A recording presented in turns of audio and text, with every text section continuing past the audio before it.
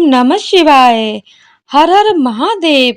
आप सभी को सावन मास के चौथे सोमवार व्रत कथा की हार्दिक शुभकामनाएं। आप सभी पर शंकर भगवान की कृपा सदा सर्वदा बनी रहे।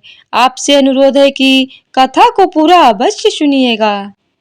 यदि आपने चैनल को सब्सक्राइब नहीं किया है तो कृपया चैनल को सब्सक्राइब कर लीजिएगा ताकि आपको सावन में आने वाली प्रत्येक त्योहारों की व्रत कथाओं की जानकारी मिलती रहे। तो आइए शुरू करते हैं सोमवार व्रत कथा। सावन सोमवार व्रत की कथा के अनुसार अमरपुर नगर में एक धनी व्यापारी रहता था। दूर दूर तक उसका व्यापार फैला हुआ था। नगर में उस व्यापारी का सभी लोग मान सम्मान करते थे। इतना सब कुछ होने पर भी वह व्यापारी अंतर मन से बहुत दुखी था, क्योंकि उस व्यापारी का कोई पुत्र नहीं था। दिन रात उसे एक ही चिंता सताती रहती थी। उसकी मृत्यु के बाद उसके इतने बड़े व्यापार और धन संपत्ति को कौन संभालेगा। पुत्र पाने की इच्छा से वह व्यापारी प्रति सोमवार भगवान शिव की व्रत पूजा किया करता था। सायंकाल को व्यापारी शिव मंदिर में जाकर भगवान शिव के सामने घी का दीपक जलाया करता था। उस व्यापारी की भक्ति देखकर एक दिन पार्वती ने भगवान शिव से कहा, हे प्राणनाथ, यह व्यापारी आपका सच्चा भक्त है। कितने दिनों से यह सोमवार का व्रत और पूजा नियमित कर रहा है। भगवान, आप इस व्यापारी की मनोकामनाएं अवश्य पूर्ण करें। भगवान शिव ने मुस्कुराते हुए कहा, हे पार्वती, इस संसार में सबको उसके कर्म के अनुसार फल की प्राप्ति होती है। प्राणी जैसा कर्म करते हैं उन्हें वैसा ही फल प्राप्त होता है। इसके बावजूद माता पार्वती जी नहीं मानी। उन्होंने आग्रह करते हुए कहा, नहीं प्राणनाथ, आपको इस व्यापारी की इच्छा पूरी करनी ही पड़ेगी। यह आपका अनन्य भक्त है। प्रति सोमवार आपका विधिवत व्रत रखता है और पूजा अर्चना के बाद आपको भोग लगाकर एक समय भोजन ग्रहण करता है। आपको इसे पुत्र प्राप्ति का वरदान देना ही होगा। पार्वती का इतना आग्रह देखकर भगवान शिव ने कहा, तुम्हारे आग्रह पर मैं इस व्यापारी को पुत्र प्राप्ति का वरदान देता हूँ, लेकिन इसका पुत्र 16 वर्ष से अधिक जीवित नहीं रहेगा।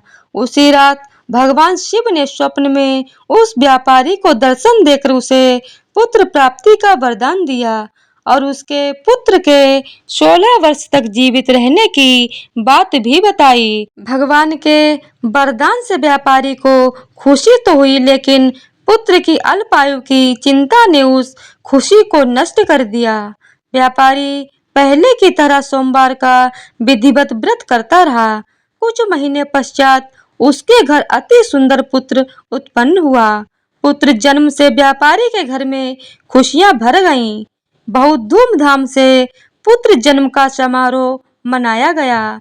व्यापारी को पुत्र जन्म की अधिक खुशी नहीं हुई, क्योंकि उसे पुत्र की अल्पायु के रहस्य का पता था।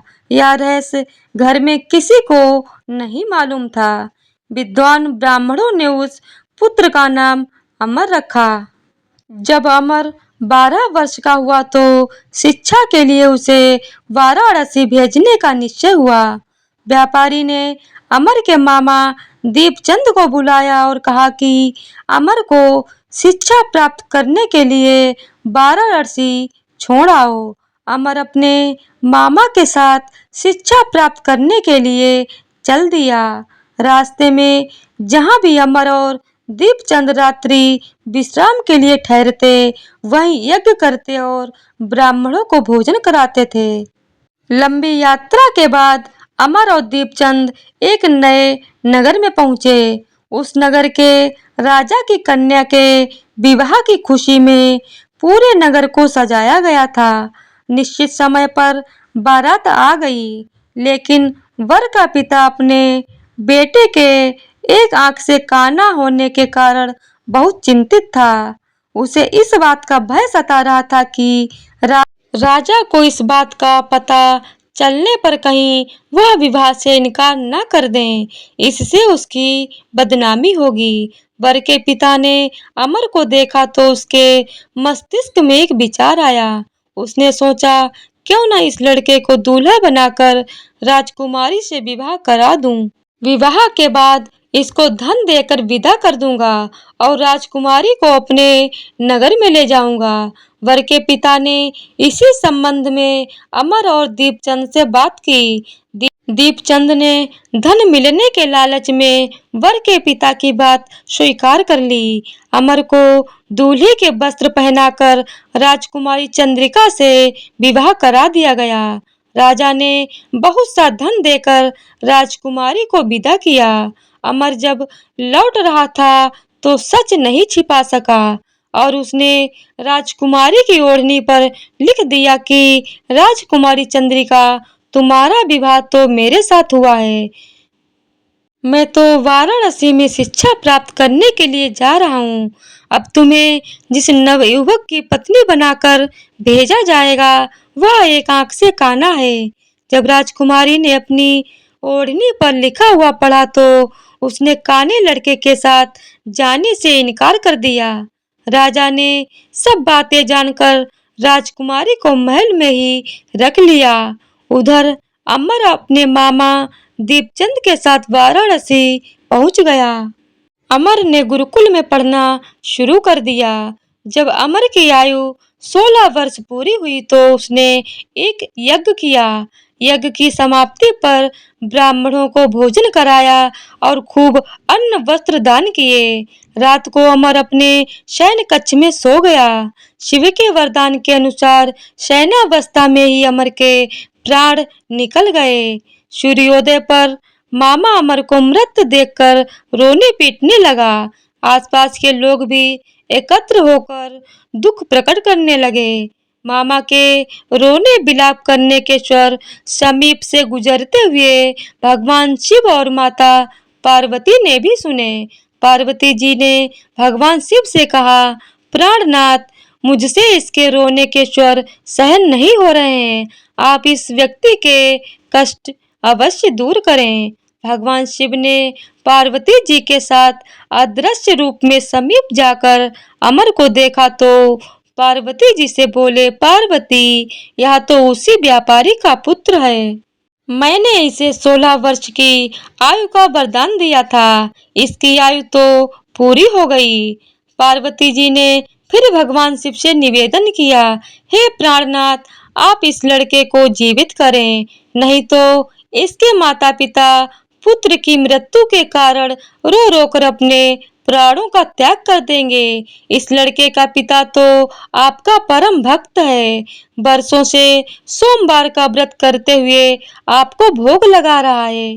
पार्वती के आग्रह करने पर भगवान शिव ने उस लड़के को जीवित होने का वरदान दिया और कुछ ही पल में वह जीवित होकर उठ बैठा।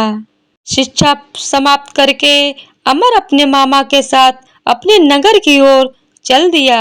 दोनों चलते हुए उसी नगरी में पहुंचे जहां अमर का विवाह हुआ था। उस नगर में भी अमर ने यज्ञ का आयोजन किया। समीप से गुजरते हुए नगर के राजा ने यज्ञ का आयोजन देखा। राजा ने अमर को तुरंत पहचान लिया। यज्ञ समाप्त होने पर राजा अमर और उसके मामा को महल में ले आए और कुछ दिन उन्हें महल में रखकर बहुत सा धन वस्त्र देकर राजकुमारी के साथ विदा किया।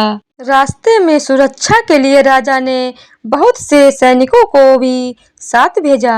दीपचंद ने नगर में पहुंचते ही एक दूत को घर भेजकर अपने आगमन की सूचना भेजी।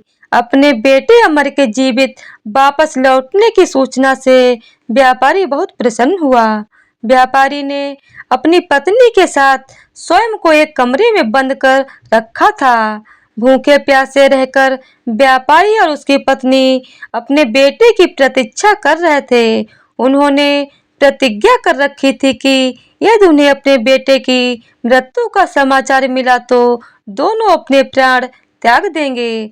व्यापारी अपनी पत्नी और मित्रों के साथ नगर के द्वार पे पहुंचा। अपने बेटे के विवाह का समाचार सुनकर पुत्र वधू राजकुमारी चंद्रिका को देखकर उसकी खुशी का ठिकाना ना रहा। उसी रात भगवान शिव ने व्यापारी के स्वप्न में आकर कहा, हे श्रेष्ठी, मैंने तेरे सोमवार के व्रत करने और व्रत कथा सुनने से प्रसन्न होकर तेरे पुत्र को लंबी आयु प्रदान की है। व्यापारी बहुत प्रसन्न हुआ।